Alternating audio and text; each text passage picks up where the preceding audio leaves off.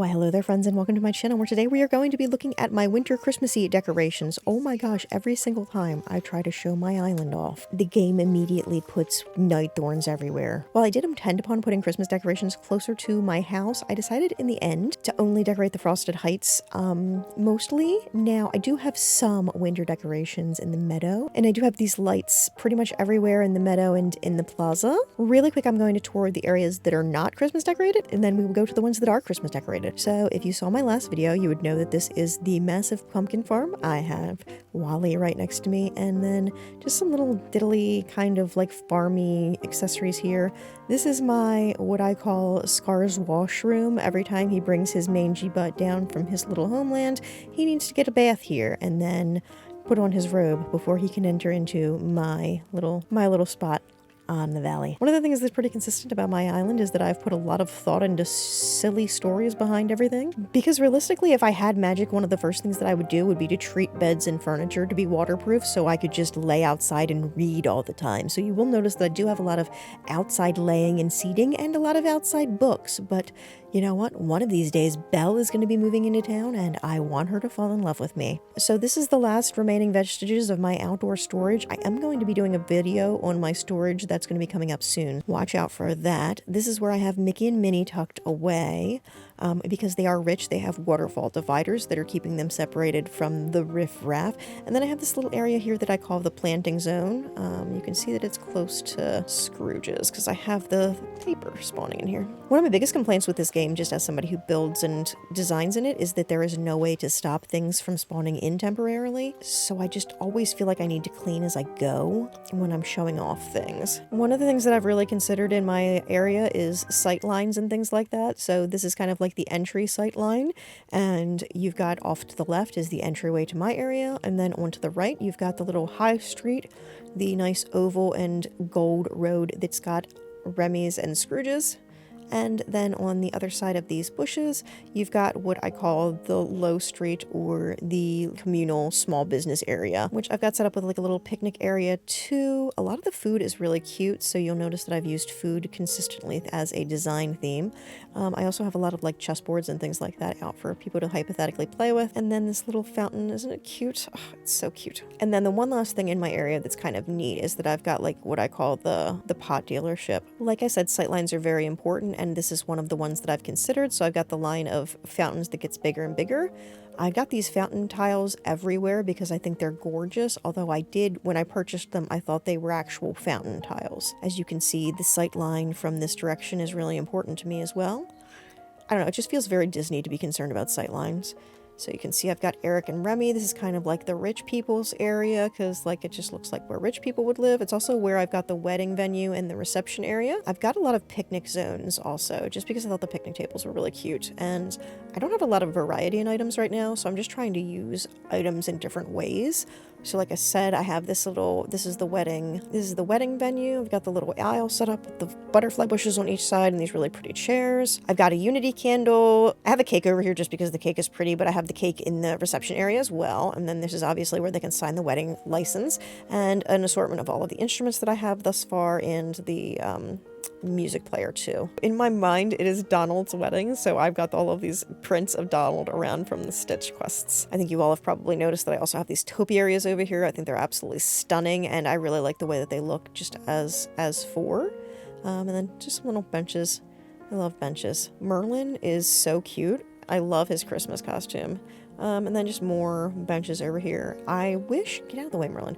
I do wish that this item worked because there are slots that you can hypothetically put things on it, but you cannot put food on it, which is really disappointing to me. I'm still working on the carousel. And then I got this cute little fountain over here by the wedding area. Merlin was kind of lonely over here and I don't really have a better place to put him, so I added Goofy as well. And their area was kind of lonely, so I added in this pretty Moana pool as well. I've really done almost nothing in Forest of Valor and I don't know, whatever the evil looking place is, so we're just going to stop these two places really quick. I've got this area that I call Kristoff's bachelor pad that's just like his stuff, and like this is quote unquote his like bathing area with his friends, and you know he's got to crack open some brewskis and read a book and all that jazz, and the snowmen because they're pretty. Again, if this island were real, I would be prioritizing having nice cozy spaces that I could hang out outside with my friends, and you know, I think this definitely classifies as one of them. Realistically, I had a lot of cute interior items that I wasn't really using because I don't spend any time inside in the game, so I don't bother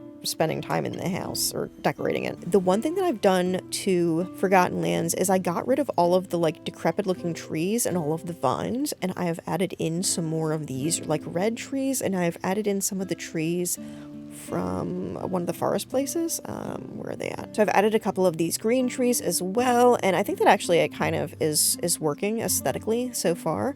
I do intend upon building here more in the future, but like I said, but one of the biggest issues that I have with this game right now is the limited number of items that you can put out. I'm getting very close to the item cap, so I don't want to waste space.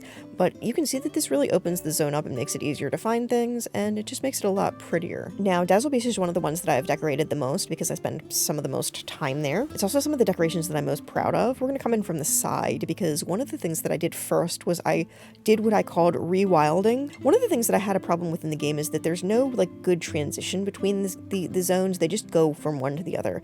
And this area is very wooded, and then this area like had no trees. So I added in a bunch of the like trees and things like that. Then you've got Donald, Maui, and Moana. I have a lot of areas where you can just sit out and watch the sea because I really loved all of these items. I thought they were super pretty. This is where you can sit and meditate about how much you love Maui. I do that frequently. Ariel's Place. I absolutely love, not these rocks, I absolutely love these umbrella things. They're very cute. This is kind of like a druid witchy spellcasting area. It's just something that I'm working on. I've just barely started it because I just got Eric, so I just got the recipes. So I just got a little bit over there now. But this is my pride and joy. So first off, I rewilded. I added more natural trees, and I also added in obviously the electric ones. When I just had one or two, it looked ridiculous, but now I kind of love the way it looks. It just kind of looks like belongs there. It really looks Disney too. It looks like something that I would expect at Disney World, you know, especially because they are both in areas where there are a lot of palm trees. I also use those palm trees in my Christmas area, which I know is going to be a controversial, but like I said, I figured that it's something that Disney does, so it's appropriate for the game. I have this whole thought process for this area. Moana catches all of the fish and then brings it over here where it can be cooked up. I've got a bunch of grilly type decor. And then back here, you've got a little sitting area where you can eat. I've added in this little watering hole and, you know, a couple of, and all of the sacred glowy trees. In my mind, these are magical trees, not like electric trees. And then really, this is just a cluster of items that I thought kind of aesthetically went together. I really love the little Zen garden, and I really love Moana's little beachy thing. Again, I think you've probably noticed as I've been walking by, lots of little seating areas with these little chairs. I love them all. And I mean, when I go to the beach, one of my favorite things to do is just look out over the water, so it's really fun to see the characters doing that as well. Now, I had a little bit of a chair set up over here for Ursula initially, and then I decided that it would be cute to have her own little water area with a little drink that she can kind of sit off by herself and sulk when, you know, she gets mad and people aren't doing things the way she would like them to. And just wanted to do a quick run by the other direction as well, so y'all could see a little bit better in this direction. I really love these, I don't remember what exactly they're called, but the things that are like trees and rocks put together. Like I said, the item limit has been a problem for me, so I've been really trying to get rid of individual trees and replace them with things like multiple tree items. One of the other areas that I quote-unquote rewilded was up here next to where I placed Eric's. And again, this is just trying to try and make the transition between the two areas seem more natural. And I realized that I didn't come over here and show you all this. So this is what I call the founder's table. You know, it's like where we can come and have like important business meetings and stuff like that. This is also parking for, you know, the people that live in vehicles, essentially. And I put Stitch here as well, just because his house kind of felt like it naturally progressed again from the beach into the meadow. This is what I have set up for the wedding reception area. You've got like a guest book that people can sign, the cake, some candles, plates set up, presents, obviously. A gingerbread house, again, just because it's pretty. 90% of the time, that's why things are here. A chair, or that's not a chair, Aaron. A bicycle, because this bicycle is gorgeous. The Saddle Plateau is another area that I haven't really done much to. I added a little bit of decor outside of Scar's area just because it was really sad and depressing looking.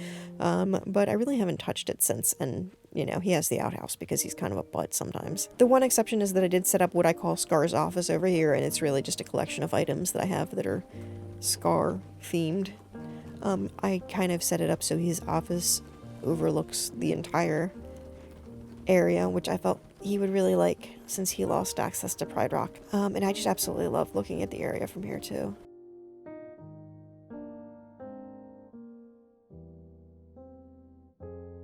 So this is my Maximalist Christmas Wonderland. You've got the main entrance here. Obviously, I've added in a ton of these willows just because I thought they were such a beautiful color. I've brought in a bunch of red and white and green flowers from a lot of places. I've got this divided up into a couple of areas, so let's just sort of break it up into pieces and look at it a little bit at a time. And so this is just a little area where I've got the hot cocoa stand and Kristoff's sled as a little entry. You can see that I went a little bit wild with the fountain tiles because I just felt like there was, I kept wanting to bring light into this area. Anything that could conceivably be considered a gift and would fit under the tree, I have brought in here to put as a gift under the tree. I've got a bunch of the gifts. I've got like the Yule log and the menorah and all of that. I've got the sled. Over here, I've got like the little stall area. I thought these were super cute. Again, another gingerbread house and just, again, food that I thought was cute. Little area for musical instruments to be set up. I didn't like how uneven the chairs and the plates were. The way the slots are on the table, that's just how it works out. So I tried to add a lot of things to the table so it wasn't as obvious. And then this table is more of this table just doesn't have any plates on it because the plates were just annoying me by that point. Then over here, I've got some more flowers and trees. I love these trees.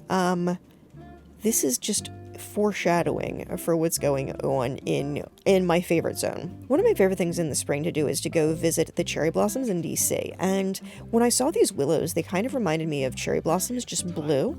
So I put a bunch of them over here, and I just kept thinking about walking down the paths in DC and having the cherry blossoms over top, and then all of the blossoms were on the ground, and then I was just putting trees here, more and more and more trees, and I just love the way it turned out. It's not the same colors, obviously, but it's very visually reminiscent of what I was thinking about at the time with the petals and flowers and such, and it's so bright and cheerful and colorful, and I deal with sad, so that's been really great to see when I've just been like depressed and running around the game at night, and I just see this out of the corner of my eye, and it's beautiful. And then obviously I've got a couple of other ice thematic things that are appropriate in here. If y'all would like any more videos about this game, please let me know what kind of topics would interest you. I'm gonna put some video at the end that is this area while it's snowing, because it is absolutely magical when it snows. But of course, when I'm doing my voiceover, it wasn't snowing. Like I said, I am going to be doing a video on how I manage my inventory, but like seriously, anything else that you would be interested in seeing videos on about this game, I'm currently obsessed. I would be happy to. And here is a flyover. You can really kind of get a vibe for how many trees are in the area, and I just love them. I love them so much. I'm probably going to take the Christmas trees out after winter, but I'm probably going to add more willows and keep these electric trees because I think they're freaking gorgeous, and I think they match the willows really great.